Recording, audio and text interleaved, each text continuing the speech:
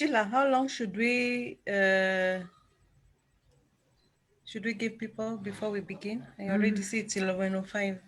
I think we start at 11:10. Okay, so 6 more minutes. Yes. Okay.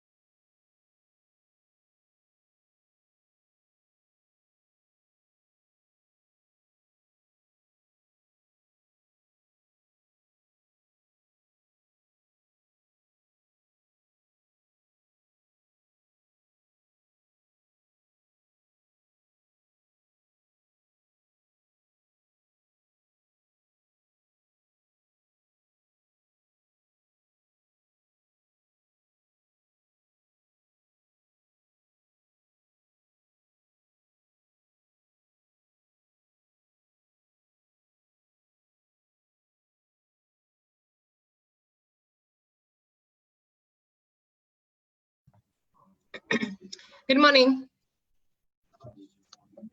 Morning, Patience. I see, and I have now been promoted to panelist.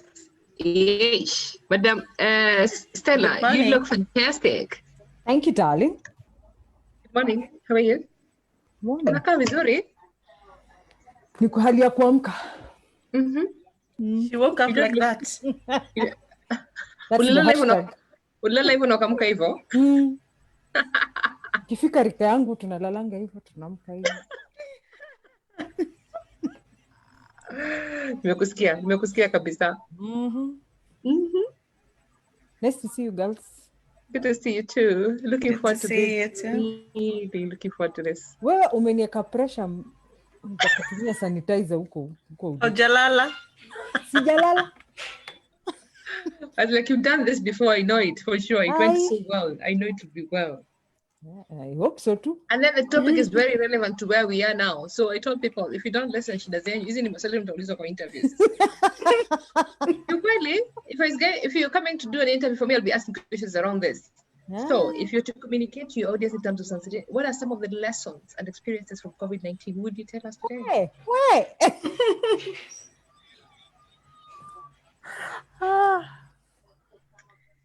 Okay, let's see how it goes. Yeah, it shall be well. Okay.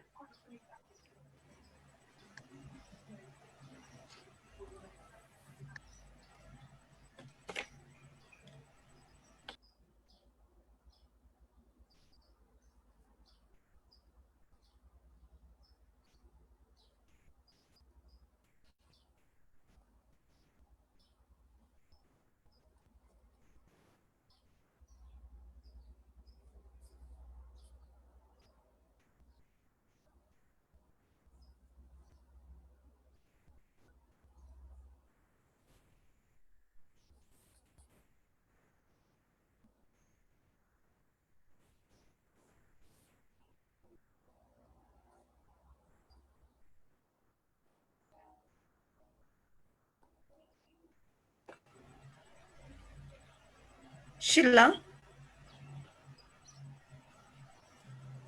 Yes, Esther.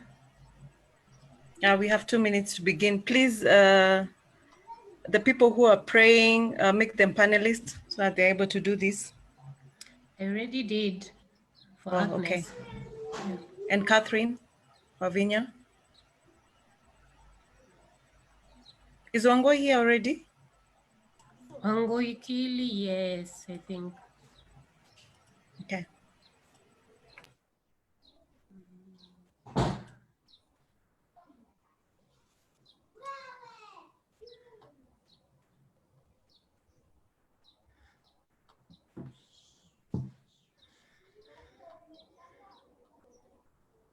Good morning, ladies. Hi, Wangui. Good morning. So we are starting in a minute. My book and notebook is ready. I'm using my phone. Good. Always. Good student. Okay, we are starting right now. So good morning, ladies and gentlemen following us live on Facebook.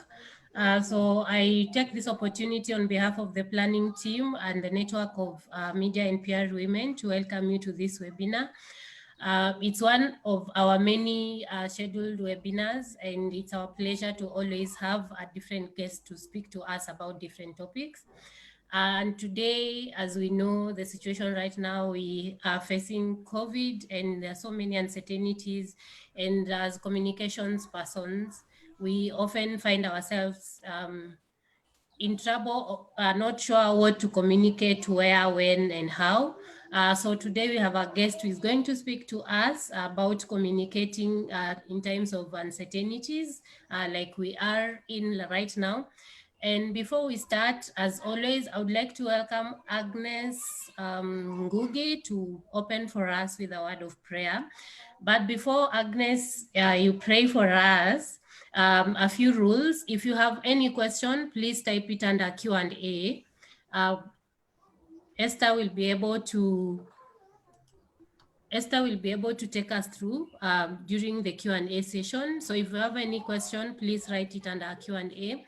If you would like to ask a question from our speaker, please raise up your hand and we will allow you to speak to ask the question. For those following us on Facebook, please ask your questions and a comment section, and we'll be able to answer to that as well. Our hashtag today is crisis communication. Please tweet, tag us, Patience, Esther, and all anyone you know here. and so I welcome you, Agnes Ngugi, to open for us with a word of prayer. Good morning, everyone. I hope you can all hear me. Thank you, Sheila. Please let us pray. Dear Heavenly Father, we come before your presence. We thank you for the gift of life this morning. Thank you for your grace, for your favor, and for your mercy. Thank you for each and every one of us. Thank you that we are able to have this gathering. Lord, it's not by mighty, but it is by your power. We give you all the thanks and we give you all the honor. Father, as we gather, whatever we learn, let it be for our use, O Lord.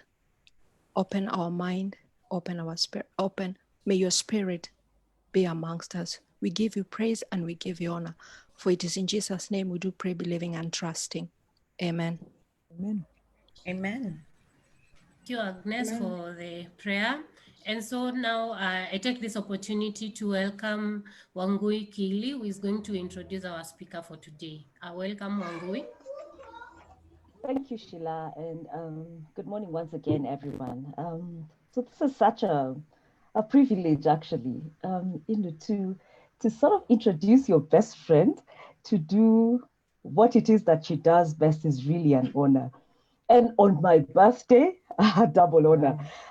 Really, this is like one of the best things I get to do today, because there's a lot more that's going on after this. But really, I just want to celebrate Stella. She's a corporate communications expert. She's a visionary business leader, and this is not hot air. She has an excellent record in strategic communications, public affairs, crisis management, and PR. And she runs a boutique agency, like really a boutique agency, Brand Essence PR, offering communication services to small and medium-sized enterprises, which is really relevant, especially at this point. She has over 20 years of practical work experience and has provided strategic communication solutions and crisis management counsel to multinationals, specifically Coca-Cola and GlaxoSmithKline, as well as KPMG. And she excels in repeatedly demonstrating a refined ability to revitalize organizations and people, I must say, by delivering impactful, effective, and award-winning programs. She's a tried and tested professional, and she has like over 150 PR initiatives across her career. And I want to say something about Stella. Corporate is not just her thing. Even the people that she meets, I have been in her life. Even the people that she meets, you meet her husband, you meet her children, you meet her friends, you will feel her hand upon every one of them. And that really is who she is. Communication is what she does, but it is what she practices and lives by. She holds a Bachelor of Arts degree in communication from Daystar University. She's a member of PRSK and a member of the Chartered Institute of Public Relations. And it is my great honor and pleasure to invite you, Stella Kiguta Nana. Karibu sana. Thank you, Wangui, and happy birthday to you. It is the honor of my life to be your friend. And when we talk about communicating during times of uncertainty, even in my own personal life, when I've had moments of uncertainty, I know I can always count on you to be that friend who will do some of the things that we'll talk about today. So thank you, ladies, and good morning. Welcome to the session. Patience has really put a lot of pressure on me, and as a gift back to her for the pressure, I said I'm sending her a box of sanitizers in the UK. Hopefully when she's coming back home from her studies, she will come back with that box. But it's lovely to have all of you here, and thank you so much for giving me a moment of your time. I really like to observe protocol, as has been the custom in the corporate roles I have done, and I want to acknowledge God for this session. What I'm about to share with you is not because I'm the guru or the expert in corporate comms, but God has given me some opportunities to learn from some of the best and the greatest companies in the world, and I'm happy to share that with you. And to thank the leadership team of this group of women, the network of women and in media and PR, for welcoming me into our home, our WhatsApp home, and for asking me to participate and prepare today, just to share with you about communicating in times of uncertainty and what lessons we can learn from COVID-19. So we'll get straight into it. I had an uncle who used to say that when you teach, you learn twice. So I'm not just here to share with you what I have observed or some of my experiences, but equally so to learn from you. So let's make this as interactive as possible. There are answers within this room that we are in today that you all have, that I don't have, and I may have some answers to the questions that you may have. So let's share and just bring the collective genius into the room. So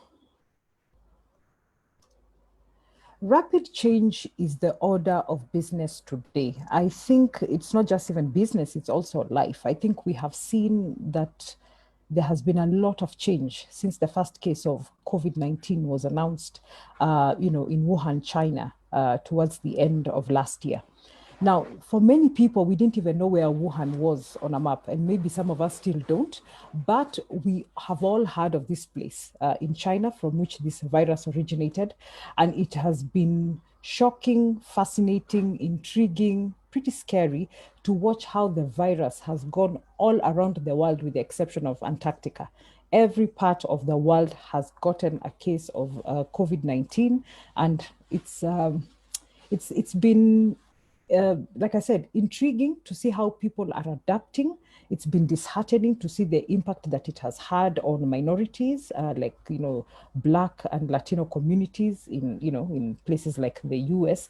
It's been very strange to observe how, for example, the US seems to be taking a hit. In fact, the United States seems to be taking a hit more than the African continent has. Now, whether it is a factor of testing or other things that we probably don't have as advanced as them, but it's just intriguing to the world that the super America that we have been, we have watched on, in Hollywood and in movies and, movies like Contagion and how they're the ones who are saving the world are actually taking a beating from this virus. I mean, it's just strange to watch all this happen in front of our eyes, bearing in mind that the last such episode of something of this nature was seen in 1918.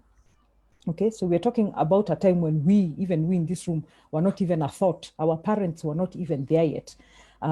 And this, as such a similar, incident happened in that time with the Spanish flu, and how we have managed to, I wonder how they would look at us if people from 1918 were watching us today. What are some of the things that they would see we have done or didn't do that they are doing, and what we could learn from each other? So it is really a very strange time in history, but not strange in a bad way. And if, we are communicators here, we are strategists, we know that, when we are analyzing businesses and we are looking at issues, we usually look at the pestle model, the political, economic, social, technical, legal, environmental, sort of framework to analyze issues. I now hear that it has also included ethics, and so it is no longer pestle, it is steeple, like a church steeple. So we'll just look at some of those changes that have happened, in fact, with our own context here, but of course, as we look in, we're also looking out at the world.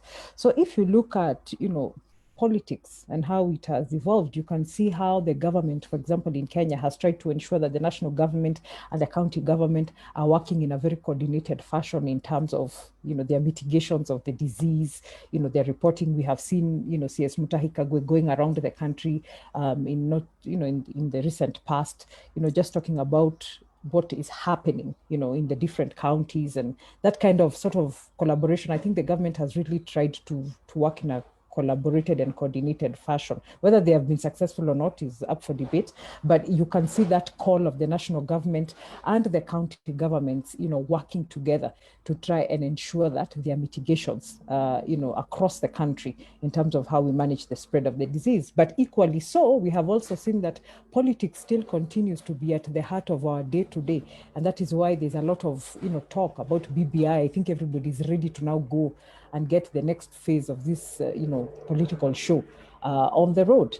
And with that, of course, we have seen, and as we had anticipated and expected, that there would be scandals of certain, political natures coming out. And we have seen them coming through with, the big story that broke on the COVID millionaires. We have seen, some of the personalities and the people involved and the kind of political conversations that are happening on that front.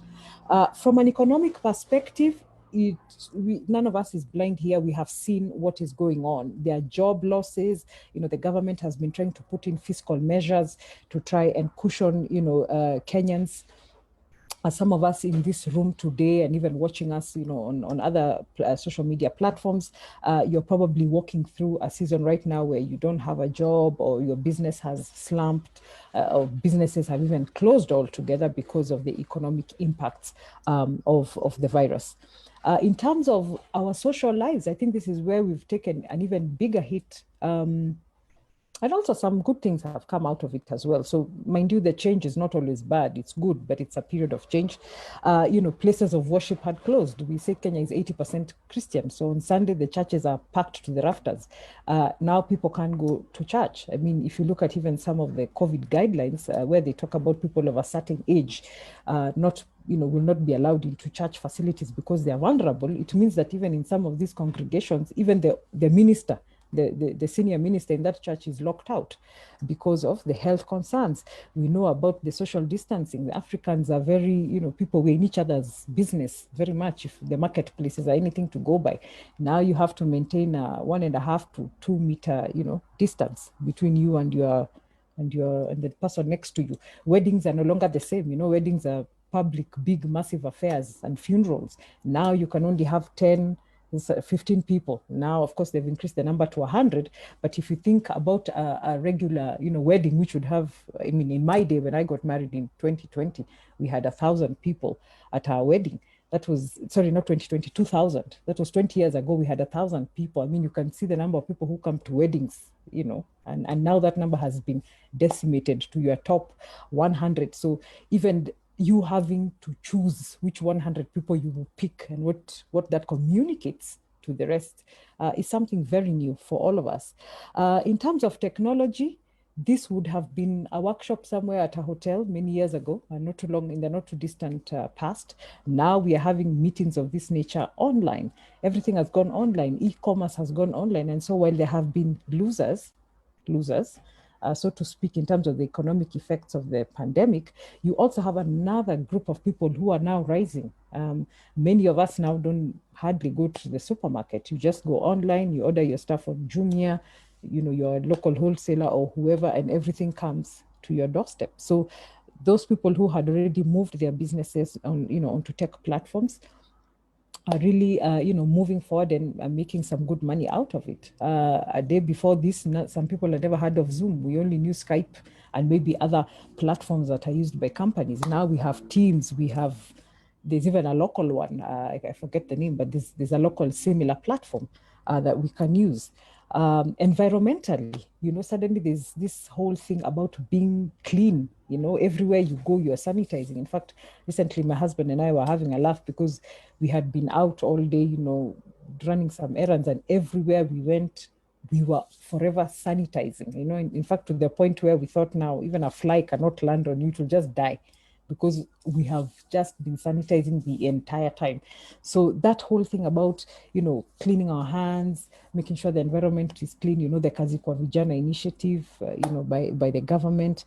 Of course, concerns about pollution now that everybody has to wear a mask, and most people are wearing disposable masks. You find them now littering, the streets. Those are, changes that are coming through. A while back, a mask was just contained within a health facility being used by a doctor. Now everybody is wearing them. And then a new factor, of course, has come in, which is ethical. And now this is why PESTLE, the framework, has now turned into STEEPLE, because the new E is ethical. I think we have seen conversations happening online, and of course people are talking about them as conspiracy theories, that is out there. But about, the vaccination, on whom will the vaccines be tested? How will they be administered?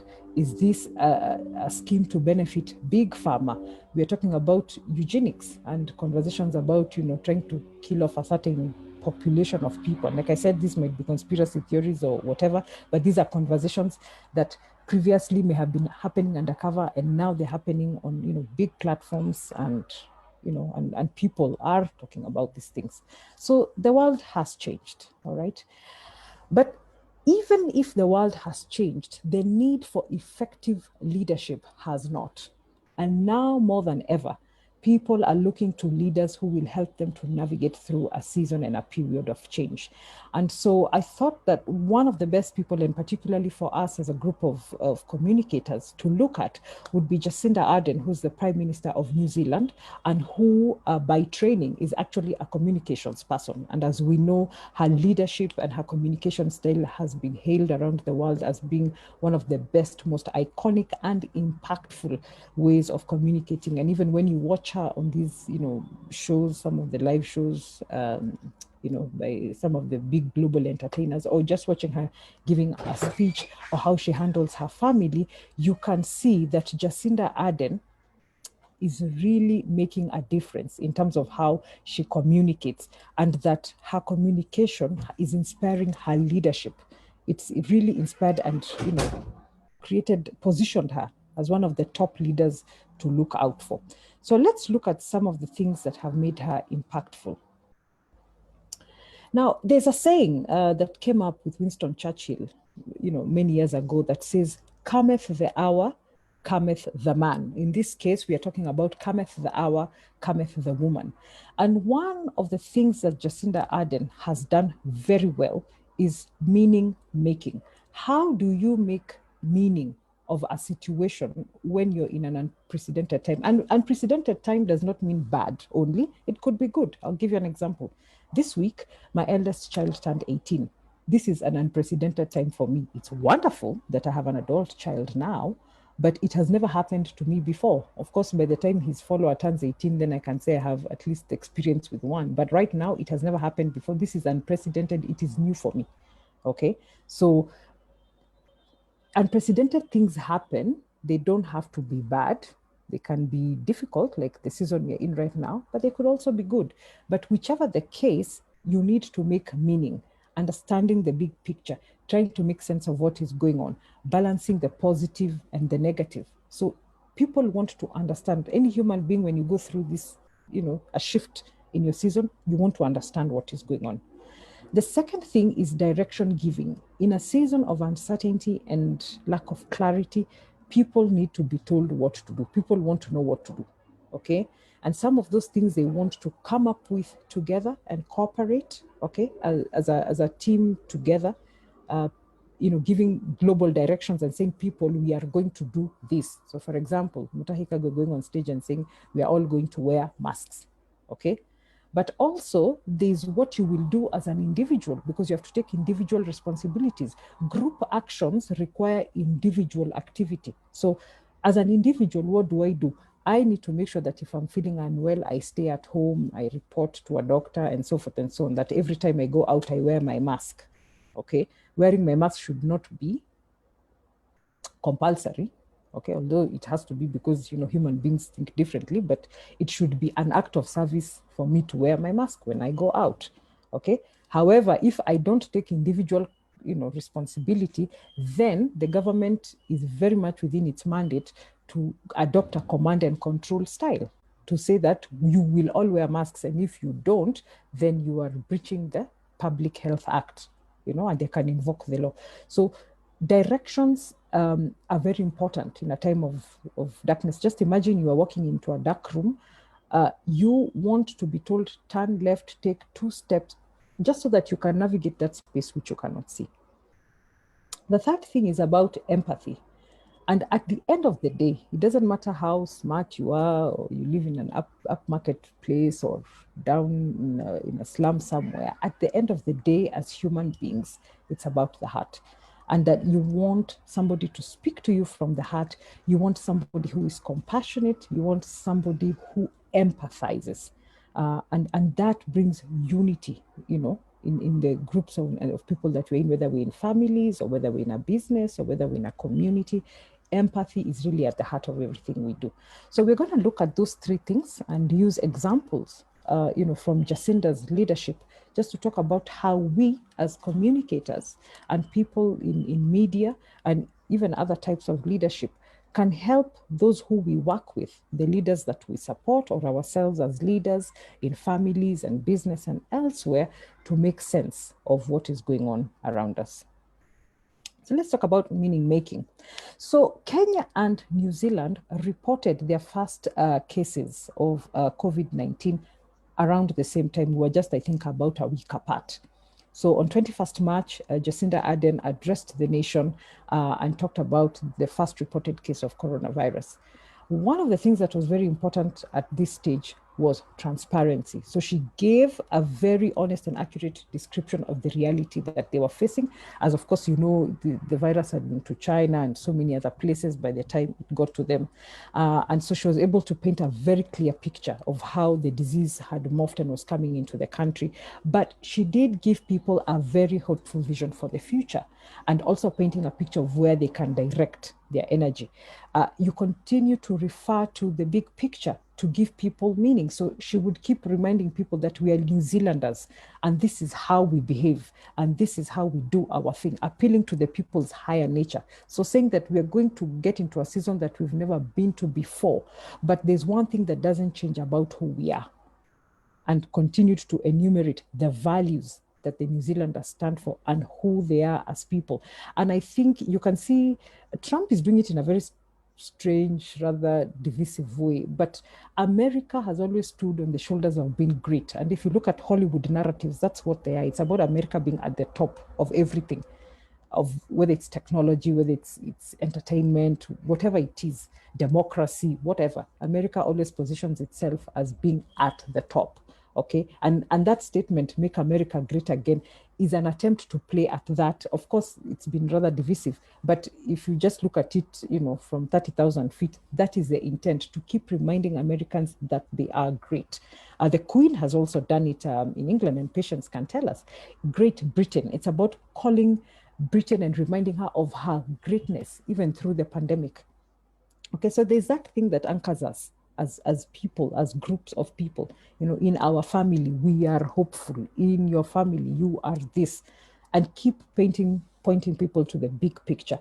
Organizations will point themselves to their vision, to their mission, okay, and use that to inspire the people's higher nature. And so that when you are going through this period of darkness and you don't know what's going on, you can all pull together around what is common to you. All right. And so what she did also was to help people to understand that she would go hard and she would go early in terms of the response to the pandemic.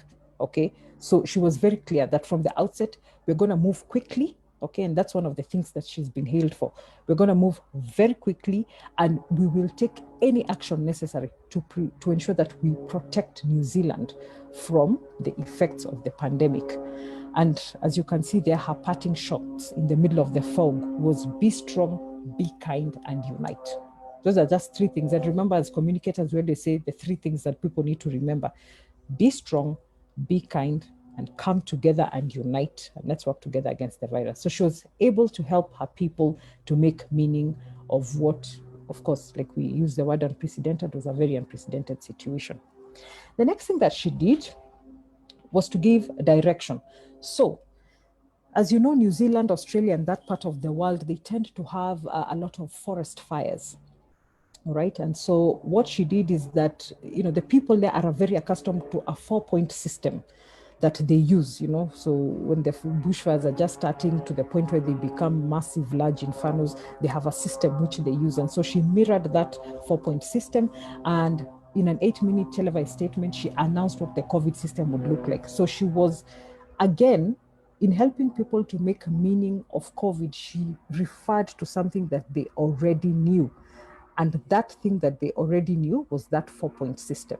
All right. And so she gave the 4-point system. She also set very clear guidelines about how the government would respond as the infections continued to grow. Okay. So she's very clear. When we have 2 infections, you'll be allowed to go out. You can do this and that. However, when the infections rise, then we will demand of you that you stay home and that you observe certain measures. And she stated that from the outset. Okay. And people accepted the challenge. Okay, because when people are going through a dark season, and I think we have noticed this around the world, is that when life was normal, we would live very, in very isolated ways, just minding our own business. Now we are pulling together. I think we have seen, for example, I think we saw it in one of our apartment blocks here in the city, about how, on Sundays, because children are not going to church, because we all have to stay home and things like that, somebody would come and play the guitar and lead Sunday school from the ground floor, and all the children come out onto their balconies with their parents and they're singing along.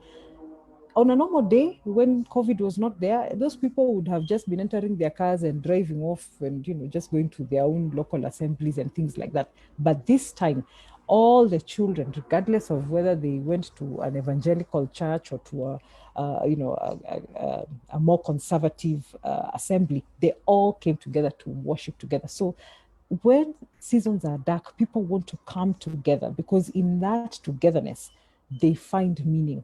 And also they are able to take direction together. And so that's what she did. And to give a practical example, from a season where they had just restricted travel and contact, so people were just told, okay, don't go outside of this position, to a total lockdown, it took Jacinda Ardern 4 days. But people adapted within 4 days. I don't know whether we would do that here, because we have seen people, even when we had, the partial lockdown, you could see people who are still trying to find ways, to beat the system. I don't know why, but here they complied. Okay, they complied, but you see, the leader was also doing what she said she would do. So we have a problem in Kenya because our leaders give direction on one thing, but they do something else. Okay, and we have seen examples of that. No gatherings, and on the same hand, political rallies. Wear your mask and somebody appears without a mask. So you're giving people conflicting, guidelines and conflicting, conflicting directives, all right? And then the third thing is empathy. So let's even move away from COVID because we are studying Jacinda as a leader. Let's look at Jacinda as a leader in another unprecedented period. Last year, in 2019, in March, 50 Muslim faithful were shot at Christchurch. Okay, And I think we remember these photos of Jacinda coming out into the the mosque and really loving on her people, okay, and showing that she cared. And you can see, if you just look at this picture right here, this would not be a normal picture. We know that the Muslim culture has, and religion and faith and the practices around it are very clear about how men and women are separated and even their proximities, all right? But here you can see that all that flew out of the window because Jacinda showed that she cared. So here you can see a Muslim man who's quite elderly, and Jacinda, of course, is a young female. But first of all, even in her dressing, and one of the things we'll talk about up ahead is about how everything communicates. Even in her dressing, she respected the faith. She put on a hijab, okay? But human to human, other things aside, at the core, at the heart of it, she connected with this man. She showed him that she cared. And he had no other way to respond but to hug her, and to just share that love and to say, thank you for feeling us, okay? And you can see the same thing coming through even with the Muslim lady at the bottom here. She focused her energies on the victims. She talked to them about healing. Her tone was, this is not New Zealand, okay? These victims of the shooting, they may be Muslim, you are Christian, or maybe you don't even believe there's God or whatever, but at the end of the day, we are unified by one thing. We are New Zealanders, and that's all that matters right now. If you were to put this maybe in a Bible context, you'd say this is the story of the Good Samaritan, okay? It doesn't matter whether they are your same faith or not. We are one people, one country, and this is the time for us to stand shoulder to shoulder with each other, okay? And you can see that she came as a prime minister. She leaves that high office up there and comes down to where the people are hurting, and she loves on them.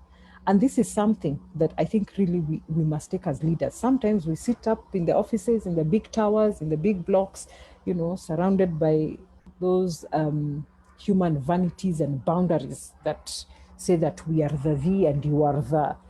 And we need to break down those barriers. And I think that's what COVID has shown us, is that we have to break those barriers, okay? We've got to reach out to people. Let me tell you, right now, there's no leader who is not as confused as the people they lead. Your boss is just as confused as they are. Why? Because they have never been through a pandemic before. You're both going through the same thing at the same time, okay? So while the leader is expected to make meaning, while the leader is expected to give direction, the truth of the matter, the leader is just as confused as the employee. And this is the time for leaders to come through and say, you know what, we are one. Break down those barriers, come down to people and co-create solutions. All right? So when you do that, what should you expect? At the end of the day, and I had one leader at KPMG who told me this many years ago. He said, people buy people, but people buy people they trust. People don't buy goods and services. They buy, yes, that's what we think they buy because that's what is on offer. But we buy what we trust. So for example, Wangoi does great bread. She sells very nice banana cake. She sells very good bread. There's somebody else in this city who's also doing the same. But I buy from Wangoi because I trust her and I like her. Okay, so people buy people, but people buy people they like and they buy people that they trust. So at the end of the day, whatever we do, we want to drive trust. When we have high trust, what are some of the things that we should expect? High trust yields results. In communications, we say we want people, our communications should either make people think something, feel something, or do something. And that is what trust does. When you have high trust, people will take action. We've seen with Jacinda's people. Within 4 days, she moved people from restricted movement to a total lockdown, but people trust her. So they did what she said, okay? It creates understanding. People are singing from the same hymn sheet.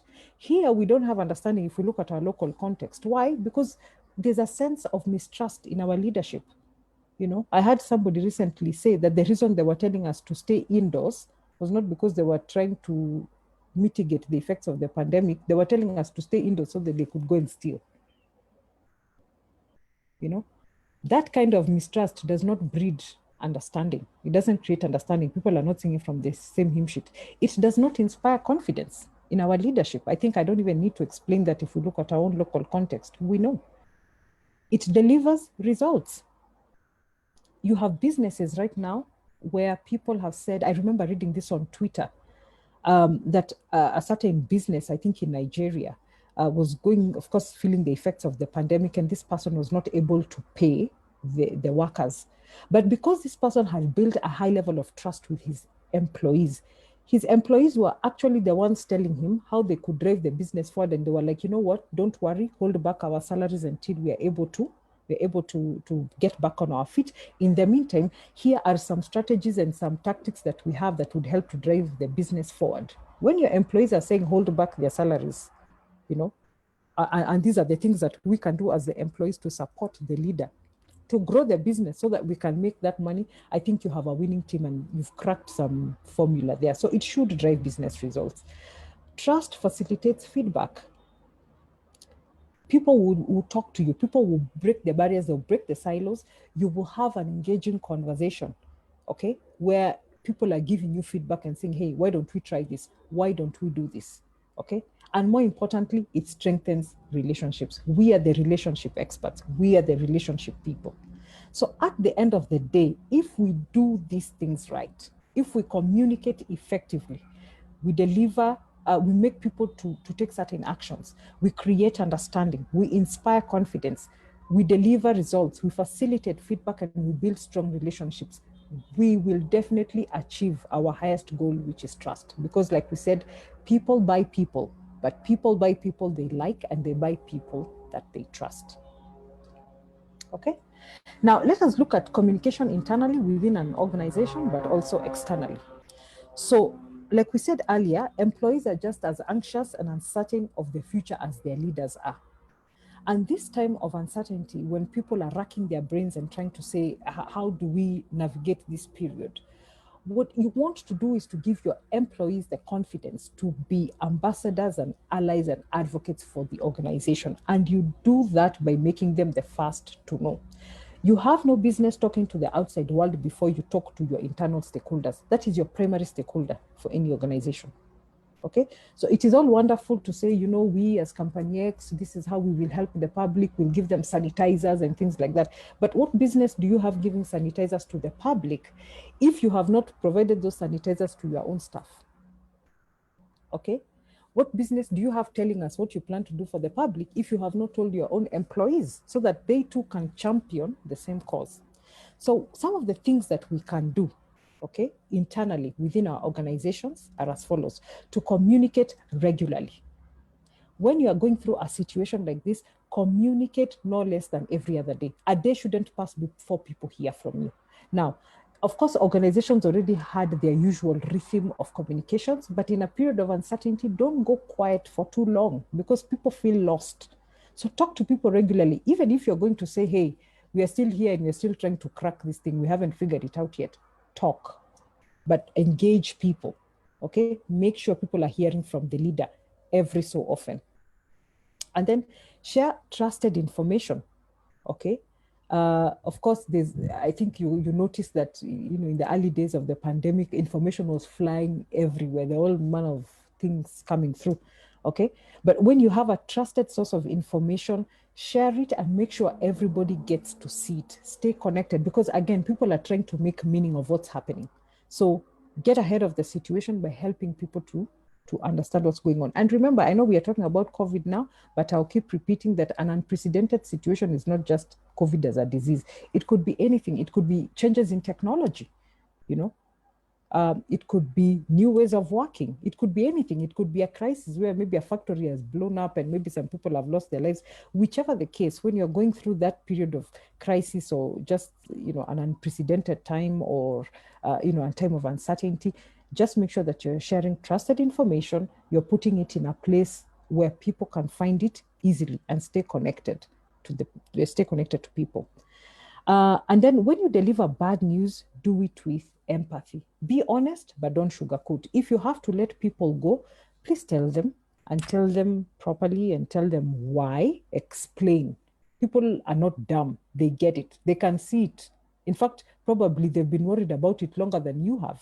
Okay, so share bad news with empathy.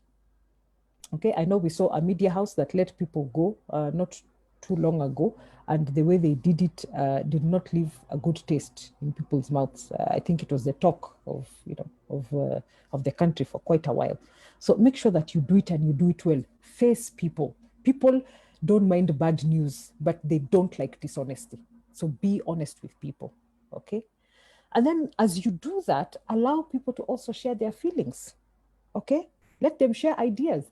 Some of the best ideas are not sitting in the boardrooms of the companies and the organizations that we work for. They're sitting in there in the pews with the people, with the staff. So please give people room to come up with ideas of how they can help to transform things, like the example I gave you from Nigeria, which was on Twitter. Just allow people to talk and come up with ideas. Leverage the collective genius. That was something, that was one of the values at Coca-Cola. Collaboration was about leveraging the collective genius. In the team there are geniuses sitting there on ideas, but we never give them time or the platforms to share them. How about you use a season like this one to call people to the room together and say, hey, what ideas can we come up with to help to take us forward? And then, because this has not happened before, like I said, none of us were here in 1918, it's okay to say that you don't know, because none of us knows. Okay, none of us knows what will happen tomorrow, today. In any case, we have never known, because we are not in charge of what happens. We are not the general managers of the universe, right? But especially at this time where it is a little bit unpredictable. 1 minute we hear that we are flattening the curve, and then the next thing we hear is that the curve has gone up, or there are new strains of the virus and things like that. So things are changing very quickly. It's okay to say that you don't know. Imagine you don't need to know everything. Even if you're the leader, you don't need to know everything. You are not God, you do not know everything. So it is okay to say you don't know, but you will find out. And when you commit to find out, please find out, and then go back to point one, communicate regularly. Even if the situation is evolving and today we knew it was A, and then it turns out that in a few hours it is C, come back to people and tell them, okay, so that you are walking a journey together. This is a journey we are walking together, and we are all partners. Everybody has a piece of the pie. Nobody is the pie. So let's come together and, help our leaders to co-create solutions with the teams. All right. When you're making decisions, because the business will make some tough decisions, please explain to people how you arrived at that decision. Don't just walk in and say, yeah, we are letting 100 of you go.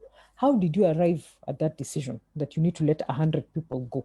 What are some of the things that you had tried to mitigate? We tried to do this, and we tried to do that, and we tried to do something else. And, we've tried this and it's not working. And so this is how we have landed at point X. Take people on that journey so that they are clear. Don't just dump decisions on people. Okay, if you're going to tell people work from home for this period, how did we land at this decision? If when it is time to come back and offices begin to reopen and you have to work with a smaller team, for example, maybe you had an office of 100 people. Now, because of social, physical distancing, you can only accommodate, let's say, 25 people in that office. Explain to people how you chose the 25. What are the factors that have led you to pick this 25 and not those 75? Or another set of 25, okay? So explain to people how you are doing things, okay? And then provide information in a timely fashion. Don't wait to know everything to tell people, because sometimes by the time you know everything, it's too late. The issue has already moved on and people are in the dark. So give people the information and say, look, this is what we know as at this point. And then we will come back to you with information, even if it is a week later. Okay, but we'll come back to you with information in 7 days on what has changed. And if something material changes in between there, again, communicate with people and say, look, we know we said we will talk to you in a week, but we have to come back now in 3 days to say, this is what is changing. So try and give people timely information. Again, we said it's a journey. Okay, don't just run to the destination. Take people along with you. All right. And then find ways to make it easier for your employees. I won't forget this. Early in the, when the pandemic started, Vitafoam, who make mattresses, did not give their employees mattresses. When it was, when we started saying let people work from home, they didn't give them mattresses. At that time, people didn't need mattresses, people needed food. And Vitafoam went and put together dry food, food bags for their people, you know, maize, beans, whatever, and gave that to their employees because that's what their employees needed most. You have no business going to do initiatives like share a care pack, sharing care packs with the public when the public in your building has not been sorted. Charity begins at home. Start with your employees. Find ways to make it easier. I don't know how, in how many organizations represented here, HR teams came together to say, hey, you know what? How do we change our medical package in case one of our employees gets the virus? I don't know how many people did that. But we have to be dynamic and agile organizations. And I think this is what COVID is teaching us. Those old set concrete ways of doing things, and this is the policy, will not work. It will not work. So companies have to adapt very quickly. So find ways to make life easier. As you know, in Kiswahili, we say, akufae kwa dhiki ndiye rafiki. So how do we do that? And then organizations, you know, they are there to perform and deliver, okay? So you have goals, you have metrics and things like that. All the plans that people had put together, the goals that had been set in January, which are supposed to be measured quarterly or whatever the cadence is for your organization, all those things flew out of the window. But the business still has to deliver. So the question is, how are you setting, how have you reset performance and delivery objectives for your team? Okay, are you still going to use those old metrics from January to measure their performance now? I mean, nobody psychologically is still the same, you know? This thing had people staring at the situation like deer in the headlights. So the question is, how are you helping your teams to know, okay, guys, we have to reset our objectives now. The business is changing rapidly because of this situation. So our objectives are going to change so that people, you know, try and bring a sense of normalcy and that people can perform, but of course, understanding that the parameters of their performance have changed radically. Okay, so that's something we have to talk about. And then maintain routines so that people don't feel isolated. Now, it's very easy within organizations in certain clusters for people to feel isolated. The leadership team may be talking to each other and nobody's talking to the employees, okay?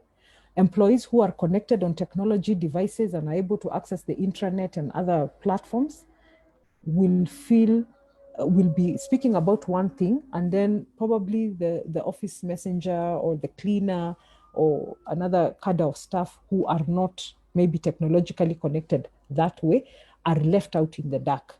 Find a way to equalize. I think that's what we found with COVID, is that it's almost the universal equalizer other than death and taxes. It's the other equalizer. You just need to make sure that people are not feeling isolated in certain groups, okay? Or in certain camps because they have access to either certain information or certain platforms that other people don't have. How do you make sure that you're moving together as one organization? Now, we've dealt with internally. Let's also look at externally. So as you can see to that image on the left there, is that an organization has a wide pool of stakeholders, okay? And external stakeholders, okay, also required to be communicated to, of course, differently because they're not like your employees who you see necessarily on a daily basis. But how do you talk to these people and how do you explain to them some of the changes that are happening in your organization?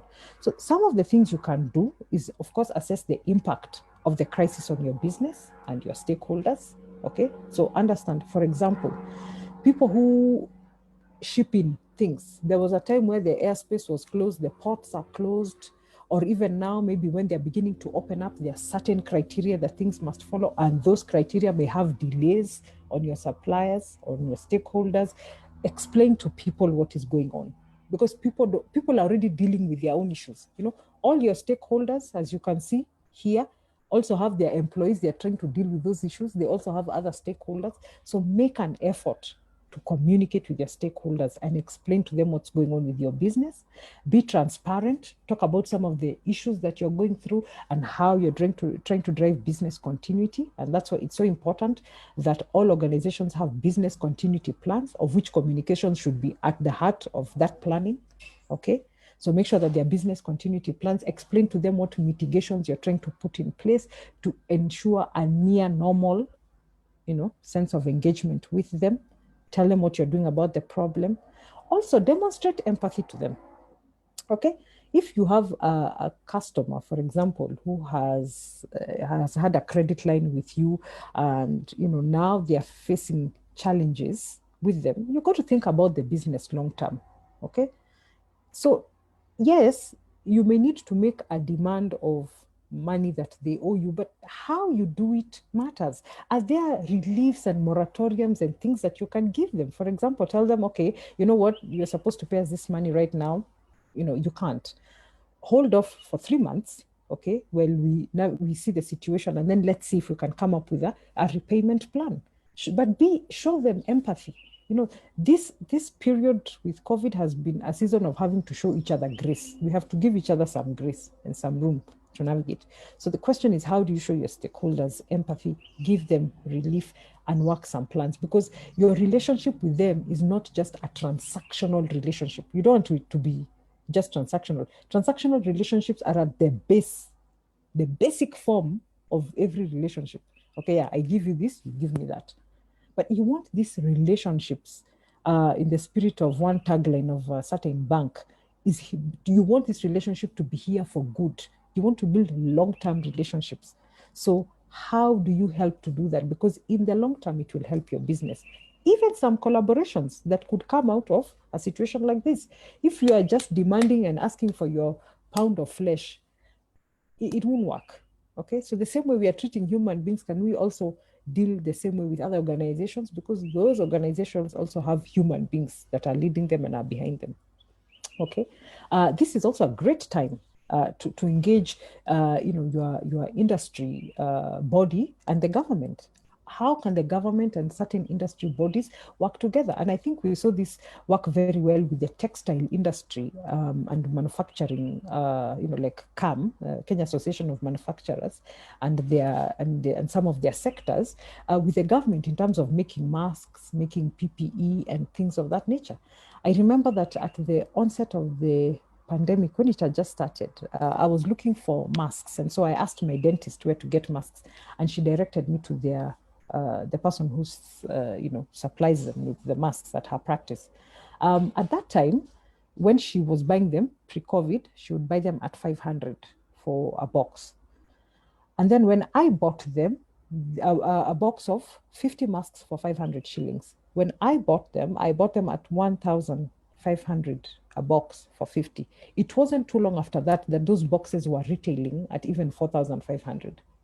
But the manufacturing sector came together and collaborated with government and has put masks now, which you can find at the supermarket at Carrefour for 450 shillings for a box, which is even less than what they were retailing at pre-COVID time. Okay, those kind of collaborations should be there to help the public. We have seen, and people have innovated. People, even their local tailor is making a mask. People were empowered to make those masks. Now suddenly, people are not making such a big killing out of them, and it has enabled more people to make this accessible. So you're even able to buy a box or 2 boxes of masks for people in the countryside and ship them home to, our grandparents or elderly parents who live in the countryside, and, they can share them around. Okay, so collaborations are important so that people can work together to get out of the situation. Okay, make a difference in the community. There's no better time than during a crisis for you to be human. Okay, we are human beings, not human doings. Okay, so how can you collaborate with external stakeholders to make a difference in the community? I participated, I have been I'm part of a group called the SME Think Tank, which is a group of SME leaders who came, together during the time of the pandemic to just try and, make sense of what's going on and to encourage each other. And then it turned out that within that think tank, the chairman of the think tank was getting phone calls from other SME leaders who were saying, I can't even put food on the table for my family. And it just so happened that 2 members of the think tank, myself and another gentleman, were part of an initiative called Share a Care Pack. And with Share a Care Pack, you send 1,000 shillings to a certain wholesaler, and that 1,000 shillings can buys a food bag, which can feed a family of 5 or 6 for 1 week. And so what we did was just to connect Share a Care Pack with the SME think tank, and members of the SME think tank have been able to put money into Share a Care Pack and feed about 30 CEOs of SMEs who were unable to put food on their table. So how can you collaborate with each other to help people out of the pandemic? And of course, you can also create thought leadership, value adding opportunities, not selling. And I think we've seen that a lot. All these webinars, we've been talking about death by webinars, but these webinars are about number 7, thought leadership. People coming out, adding value, talking about how to navigate the pandemic, how to pivot and other things, I'm sure we've attended so many of them and we've learned a lot from them. Okay, but that's just people saying, hey, this is my way of giving back. During a crisis, people want to do something. People want to help. Okay, and technology has enabled us to do that during webinars. And as an organization, you can do that. I've seen, for example, Centonomy, who give financial advice, coming through for people and saying, hey, here's a webinar on how to get out of debt during the pandemic. That's great advice that people could use right now. Okay. So if I'm to summarize this thing, if you don't remember anything else from what I've talked about, here's the top 5 things that you need to remember when you're navigating a season of uncertainty. Number 1, don't waste a crisis. Okay? Don't waste a crisis. How can you leverage a crisis to emerge stronger, to innovate, to get better, to do something unique? I think this is also the question we're asking ourselves as individuals. How can I leverage this season to emerge better for the future when, things, for lack of a better word, normalize, whatever normalize means. But at that period, how do I come out stronger? How do I emerge better? How do I become different? That's why we are registering for online courses. We are learning new hobbies. We are taking up new skills and things of that nature. Okay. Number 2, failing to plan is planning to fail. In fact, this is a saying in full, which is failing to plan is planning to fail. It wasn't raining when Noah built the ark. So during the crisis is not the time to create the crisis plan. You need to have had the crisis plan before. I can promise you now, for most organizations, a health, anytime we hear, a new bacteria has been spotted somewhere, people's plans will be ready because COVID caught people off guard. Okay. But the way you do that is you must become an observer. We as communicators, we as people in the news, we have to help our organizations to bring the outside in, to become observers of what's happening in the world. And then beginning to prepare our organizations to face that world so that when the thing comes, we are ready. Okay. So remember to bring the outside in. We are the communicators, we're in the networks, we are hearing what's happening. Bring that into your organization and become a trusted leader or a trusted advisor to your leader, so that when you say, hey, I'm hearing this, and I'm spotting this pattern going on, your leader wants to listen and wants to work with you to help the organization to prepare. And then people don't care how much you know until they know how much you care. Empathy is at the heart and should be at the heart of everything that we do. And effective communications. Effective communications just doesn't give information to the brain. It speaks to the heart. And when you make people think a certain way, you make people feel a certain way, then people will do certain things. Okay, so just remember, at the end of the day, there's a human being at the end of the decision you make. Every decision you make, there's a human being at the end of it. How can you do what is best for that person? Okay, and then nature abhors a vacuum. So if you keep quiet, people will say things for you. There are organizations in this period that kept quiet. They didn't talk to their external stakeholders. They don't talk to their employees. And if they are not already, it will not be too long before they reap the results of that. Because guess what?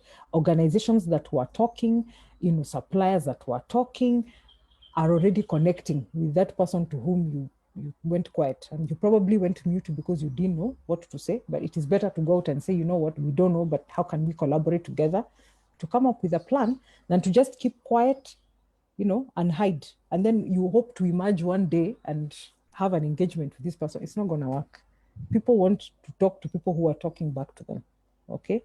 People don't want to say, echo, and all you're hearing is echo, echo, echo. People don't want echoes. People want somebody that's feeding back to them and talking. All right. And then remember that everything communicates. If you keep quiet during a crisis and you don't talk to your people, it is communicating something. If you talk to them, it is also communicating. How you communicate matters. Okay, so it's not just what you communicate, but also how you do it. If you send people away because you have to restructure your organization and you do it without heart and soul, it says something. But if you do it in a way that shows that you really didn't want to do this, but you have to, you're compelled by the circumstance, and that you care, it also says something. So everything communicates. So be intentional about what you are communicating. Communication is very intentional. It just doesn't happen. It's intentional. So be intentional. So if you don't remember anything else, remember those 5 things. Okay. If your organization is, struggling with that, I'm here to help you. And even as colleagues, we're here to help. So if I can help you in some way, or you're thinking about something and, you kind of want to clarify it a bit more, let me know. I'm happy to, to connect with you. My contacts are there. And of course, we'll share this presentation. And that's it from me. Thank you.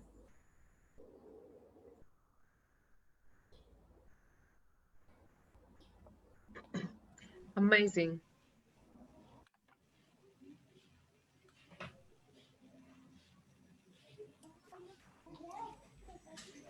Really great. Thank you so much, Stella. Oh my God.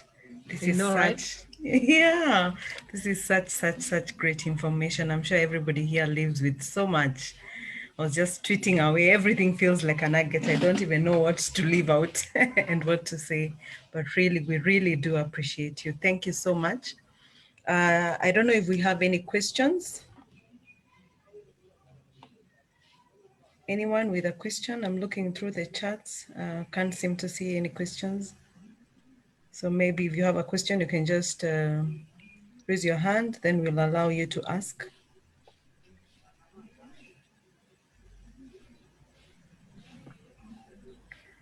Just feedback. Wow, great information. Thank you, Stella, for sharing. Great job, Stella, awesome stuff. So fantastic presentation right there. Yeah. So really people just Can I start maybe appreciating. the what is it called, the question and answer session? Sure. Yeah, sure. Go ahead. Stella, I'm wondering whether in Kenya, for example, given where the COVID-19 crisis started, and then we had a window before we made our first statement in March, I think, is it on 11th of March, 2020, which I'm imagining when the first announcement in China was in December, sometime 2019, about. Within those 4 months, did we lose an opportunity for us to prepare for this crisis adequately? Or when you say you have to be aware of what is happening globally and prepare, as Kenyans, can we, or rather not even Kenyans, but as the government of Kenya, can we say we were reluctant or we lost an opportunity right there to prepare for this adequately? What's your thought on that? Let me put it this, and that's a great question. Sometimes we are not always privy to what is happening behind the scenes in government, okay? So I'm sure the World Health Organization had sent all these bulletins to people and, they were observing. The question is, did they tell us what they were doing? Because right now the impression we have is that they wasted the moment, conversations, for example, about how well the hospitals are, whether we have enough capacity. I was surprised when Mutahi Kagwe, remember when he said that all hospitals must have a minimum of, was it 300 beds? Yeah. Yeah. I didn't know that in Nairobi, we did not have such capacity, the capital itself. So surely that was not to be expected in Turkana. But did we need to be talking about that now when he started talking about it a few months ago? Because, I used to do this COVID bulletin every day. Or should he have been talking about it then? But then again, it was a new situation, okay? But did they tell us what they were doing? I didn't hear that. I didn't hear that the government is keeping a watching brief, right? On the COVID situation.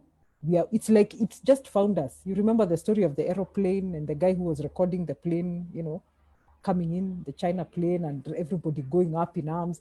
We didn't need those kinds of things. So without, just from my, just observation, without having behind the scenes information, I think we wasted a moment there.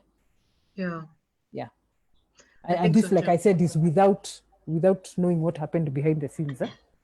Just as a Kenyan observer, I think we wasted the moment. And we have had very many moments in between, which we have wasted.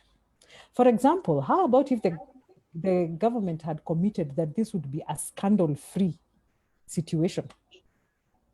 You know what I'm saying? For one time in history, convince Kenyans that we can actually do something without corruption. We can do this and get it right. This was one time they wasted the moment.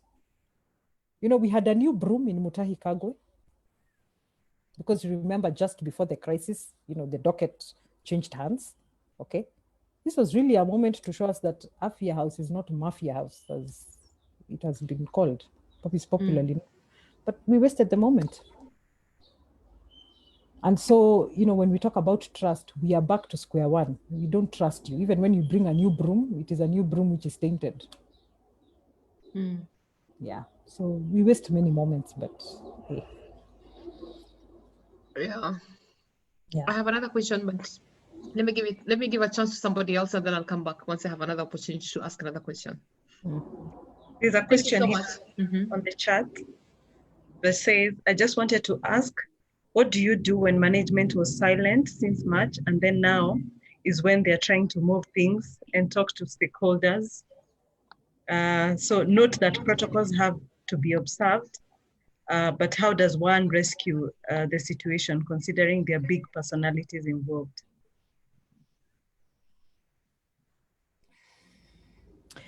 Tess, that is a hard question, but I will try.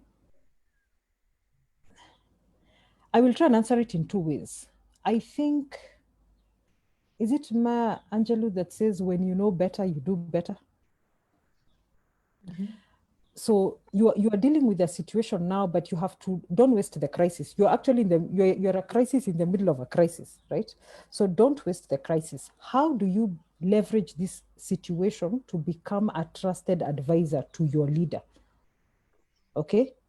And you need to have an open and candid conversation with your leader, whether directly or through the protocols, as you point out in your organization, to say, people, we are in this situation and this is where it's going to take us. You have to give people a forecast of, if we don't do this, then what? So I'm going to ask you to be brave, okay? I'm going to ask you to be a strategist and paint for your leader a picture of, if we don't do this, then this is what will happen. Because you can almost, if I'm reading you correctly, if I'm reading you correctly, you can see a problem brewing in the future. And if I am correct, please let me know in the comments box. But you are seeing a situation brewing in the future. You need to have an open and candid conversation with your boss and say, if we don't do this, it's what's going to happen. But please don't stop there. Leaders don't like more problems being landed on their desks. Leaders want solutions. So provide a solution and say, but I think we can do this like this. This is where we missed the ball, but this is where we can catch up. And for the future, this is what I propose. Okay, so I'm not privy to the exact dynamics of your organization, but that's what I would say. You need to fix the situation now and try and help your organization to be more proactive and more responsive for the future. Okay, so if there's a trusted person on that table who you can influence and leverage to bring the story to your boss, then do so. Okay, if you can't do it directly, find who are those people that your boss listens to, who, if they say this, your boss is likely to say yes. Then start influencing and having that kind of a conversation at the table, even if you have to create that presentation and give it to somebody else to intercede on your behalf, so to speak. I hope that helps you. But if you want to have a side chat directly, let me know and I see how I can help. Okay. Okay, a comment here. Somebody says, Wangoi, actually, my takeout is that it is impossible to remove trust from leadership and communication. Thank you for sharing such a powerful presentation. Yes, Wangoi, that is very correct. That is very correct. You cannot separate a leader and communication. Those two go together. Okay. So if a leader is going to be impactful and make a difference, they must communicate. They have no option. They must. In fact, it is effective communication that amplifies their leadership. Otherwise, they're just a leader in a kabati there. Nobody knows what they're doing. Okay, that's why executive communications is critical for every organization, and it is a skill that all the communicators here in this forum must learn, because people get confidence from the leader. Okay, the Kimbelembele, the one who looks like they know where they are going, even if they don't know, people are likely to follow that one because they're saying something. People need feedback. You know, nature abhors a vacuum. Okay. Mm-hmm. I think Kangela just added on a comment to the question that you were answering about whether we missed, as a country, we missed an opportunity during the time of crisis. And she says, likely what we missed is a moment to demonstrate transparency in terms of government operations and how it communicates to its citizens. So the government missed an opportunity to gain trust from the masses. Very correct. Yeah, But, which is critical, you know. Stella, but to add to what Ngele, or rather to put a question to what Ngele has pointed there, my question will be, she says government missed an opportunity to gain trust from the masses. Was there trust in the first place? Because when you're coming from a country like Kenya, where we always very skeptical of what the government is doing and suspicious of every movement and everything that happens within Kenya, what happens when there's a crisis now? You know, because I imagine even with the COVID funding, before we say that there are millions of this amount that has been lost, of course that figure is a bit questionable. The thing is, there were already rumors that someone is eating the money. Where is the money going? You know? Yeah, so maybe, I don't know how you can talk about that. Okay, so again, I'll go back to what I said to Tess. When you know better, you do better. Okay, so you have to start from somewhere. Okay, you are very right in saying that the government had no trust before. Okay, but if you are going to say, let us not waste this crisis, and let's use this crisis as a moment to say that as a government, we are going to do better. We are going to be more transparent. We will make sure that you know what's coming in and what's going out. They would have used this moment as the same way they have used this moment to reinforce the mistrust. They could have used it as a moment to begin to tell us that they're actually trying to do better. You see what I'm saying? Because there has to be a starting point, unless we are saying, let's just wait for this government to complete all the shenanigans and then we will start afresh in 2022. There's always that, shall I call it that Damascus moment, okay? Where you need to make the turnaround and say, you know what, actually we can do better than this. And here's how we are trying to do better. We are going to be more transparent about how we are, what's coming into the country. We're going to be more transparent about how we are spending the money. So for example, the Parliamentary Select Committee on COVID will be sharing certain data, certain information will be accessible, you know, on certain places and certain portals. You will be getting addresses from these people at certain points. You have to start from somewhere, but instead of them using the crisis to help us to restart and show us that they can try and do better, they just use the crisis to reinforce the mistrust. So I don't understand what's going on there, but yeah. There's a question right there. This question is interesting. I think after this, we should get you a job, Stella. All factors considered, what advice would you give Kagwe going forward? And then, you know, once you tell him, we'll make sure imfikie. Good one.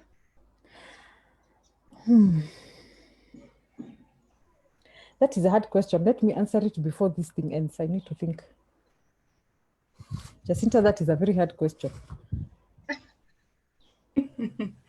And maybe as you answer that question, probably connect the nexus between crisis management and crisis communication. Because what I see, there are two aspects there.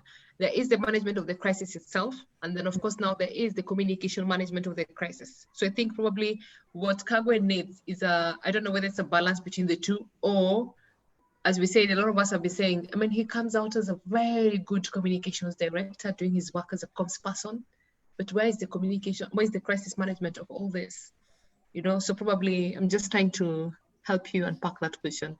In fact, you know, crisis management begins before the crisis. It doesn't start when the crisis is happening.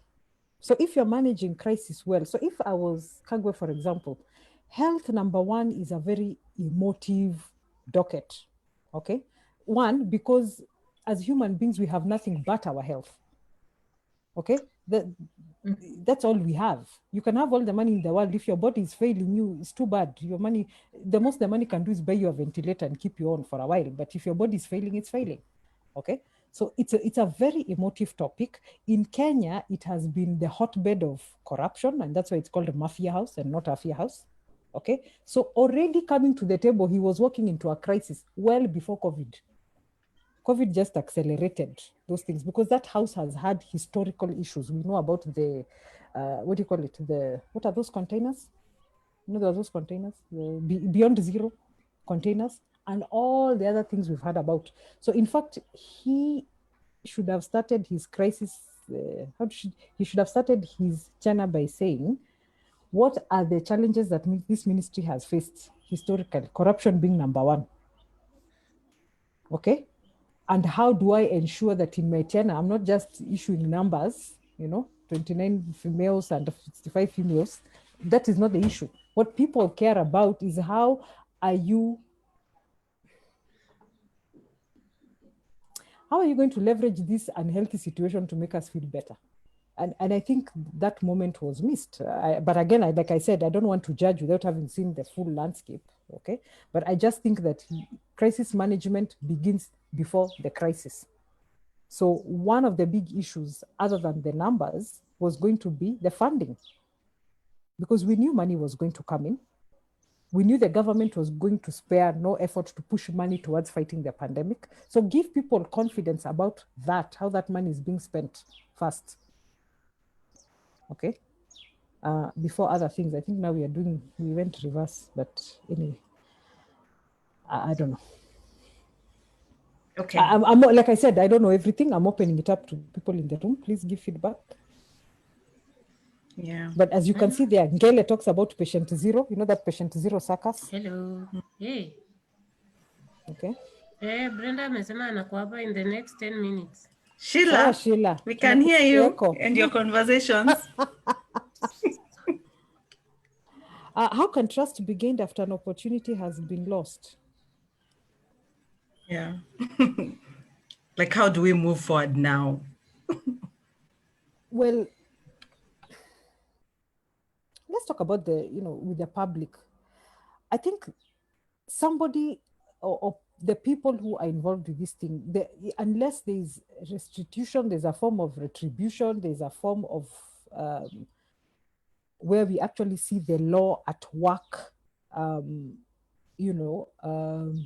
law at work, for lack of a better word, punishing people and getting that money back from those who did it and using it in the right place, like upgrading health facilities and things like that. Unless we show people that, if we go through our normal rhetoric, trust will not be gained. And we will continue to dig a hole into what has become a bottomless pit. Okay, so just think about it like if you broke trust with your friend, somebody who you really care about, okay, what are the things that you need to do to show that A, you acknowledge that something terrible, makosa imefanyika, something terrible happened. 2, what will you do to correct it? And 3, what are those things that you need to repeatedly do to show that you know the mistake, you will not do it again, and that relationship matters to you and that you are intent on healing it? Okay, that's how you begin to rebuild trust. But remember, trust takes a long time to build, all of 3 seconds to break. And then the journey back to rebuilding is very painful because there are people who never recover from that lack of mistrust. So it can be done, but it will take a very long time. But people have to own up that something wrong happened. If we are going back to these parliamentary select committees with gloves on, defensive, then I don't think we are going to achieve that turnaround. It won't happen. So somebody has to acknowledge something went wrong, and somebody has to pay the price for what went wrong, because people have lost their lives. People are in hospital recovering. People have lost livelihoods and things, and somebody has to pay back. There has to be some sort of restitution. If that restitution does not happen, and then putting in policies and things and keeping on repeating, and not just repeating by mouth, repeating by showing, that we are making a change, then we've lost the opportunity. So Venta, I hope that answers your question. Agnes has something about the role media plays in holding the government responsible for poor communication. What can they do better as they... Now, I am not a science communicator, and I will defer to the science communications teams. I don't know if Ruth Musembi is on or Kentis. Are they on? No, Kentis has another meeting. I'm Okay. not sure about Ruth. But I would like to defer that question to the science communicators. I think what we have seen, and I don't know if it is a member of this team who did a study the other day, and how do you say, sort of unpacked the communications, and that the communications were very fearful. We went in with the fear factor. You know what I'm saying? As opposed, you don't see with, for example, with Jacinda's messaging, you don't see the fear factor coming through. She doesn't communicate like, oh my God, if you continue to behave abnormally or normally or whatever that line is, anybody can get it, kind of thing. I mean, they're fun and they're nice, but they don't send the right signal. So I sit in a WhatsApp group with some Ministry of Health people, and they have consistently raised concerns about that fear, panic kind of thing. Because when you make people fearful and panic, they feel like they're losing control. Okay? What you need to do is to put control back in the people's hands and say, you know what, this is what we need to do to get things done, but don't try and shock people out of it. So I think what media can do is to play less of the fear card and more of the empowering card, because I think in the early days of reporting this, we've just seen people, how do you say, just regurgitating what the guy is saying, but not helping people to make meaning of what it is that they're trying to say. So I think we can do better to play down the fear factor. And I think this is why there's a lot of opportunity. I think, Esther, we were talking about this the other day when we were talking about health communications and scientific communications, that even media houses now need to expand. It's good to have health writers and all, but who are these people who truly understand health comms and the psychology of health communications, okay, on human beings, so that it's less of Mutahi Kagwe said and more of we as the Nation Media Group or whoever media group, we are empowering citizens to do the right thing. You need those experts who will help you to do that. So media does play an important role in holding the government responsible, but at the same time, how are they using their platforms to help people, to do the right thing, or helping people to simplify and process that communication. Is that Eunice who's gone on? No, it's not. Okay. Ngele, winning the hearts and the minds of people. Yeah, again, and you can see that with Jacinda, winning the hearts and minds of people. You got to make people believe that they can do it, not strike fear into them that they feel disempowered. Okay. Communication also comes with forms of impunity when leaders appear honest, but when integrity is tested, leadership appears wanting. That is right. And all leaders, how do you say, your core has got to be right. Okay, so nothing, you can't, how do you say, you can't go into an ocean and expect to fetch fresh water. You will get salty water. So your core will come out. So, and I think this is why we said that in the pestle or now steeple model, ethics is at the core of communication. And even us as communicators here, media, we are bound by ethics within our various institutions and groups that we are members of, that we must be ethical. Your core must be right, because what is inside of you is what will come out. So communications is not about facades and optics. It's about speaking from a clear and honest place.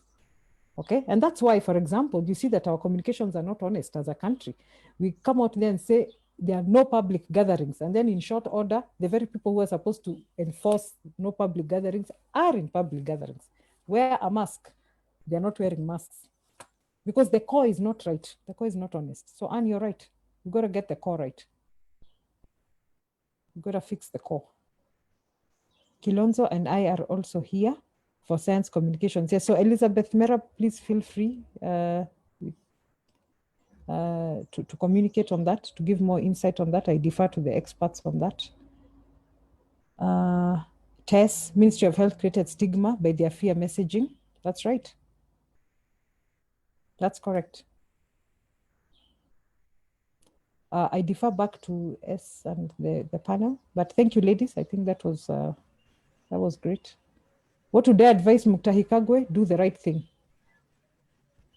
Just do the right thing. Admit that something wrong happened. Don't call it a witch hunt. Now, the numbers might be off, maybe, by a few 100,000 shillings. I still think that we've lost a few millions. I'm personally convinced. If our impunity or corruption trends are anything to go by over the last few years, I do think that we've lost a lot of money. But come to the public and say, this is what happened. Don't be defensive. Please don't. And then, like we said, then do the right thing. How do we restitute? And the people who did wrong, how do they get punished? And even if it's you who had to do some things under duress, step aside. Just do the right thing. So I hope I answered that question. I had promised to answer it at the end.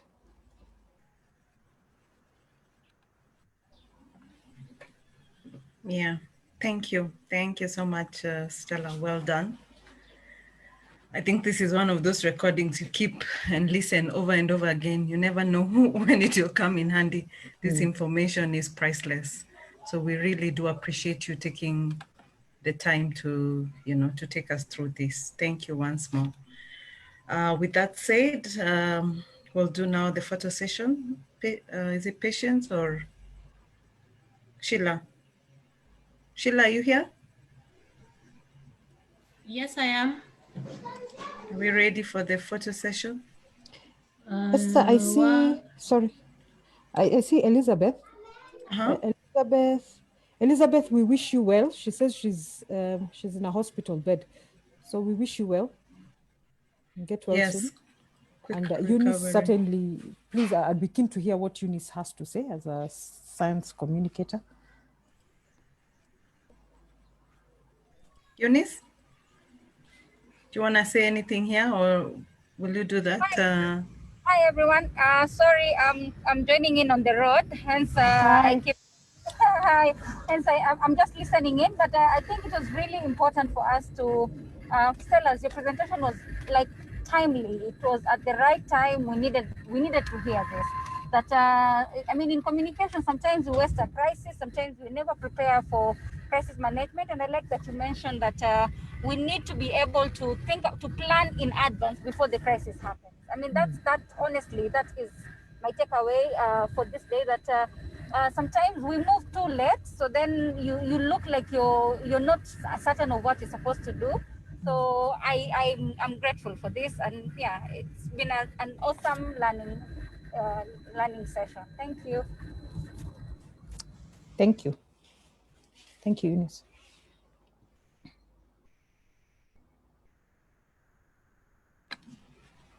All right, thanks, Eunice. Now we are ready for you, Sheila.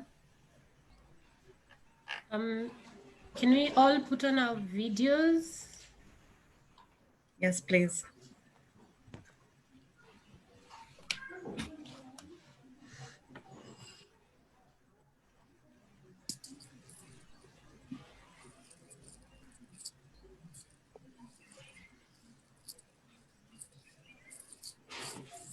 Patience dropped off and she's unable to join again. Oh. Oh, really? Yeah. Oh, hi. Hi, Merab. How are you? Wishing you a quick recovery. Beatrice. Get well, Merab. So do we invite Patience again? Yes, please. She's trying to join again. Okay.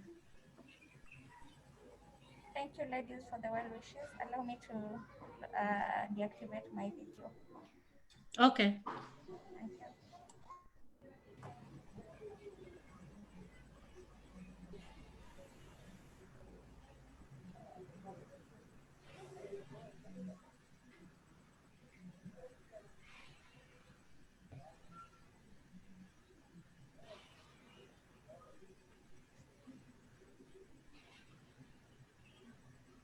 Catherine, Damaris, Anne, Beatrice, Tess, if you don't mind, put your video on so that we can do the photos. Mary, Venta.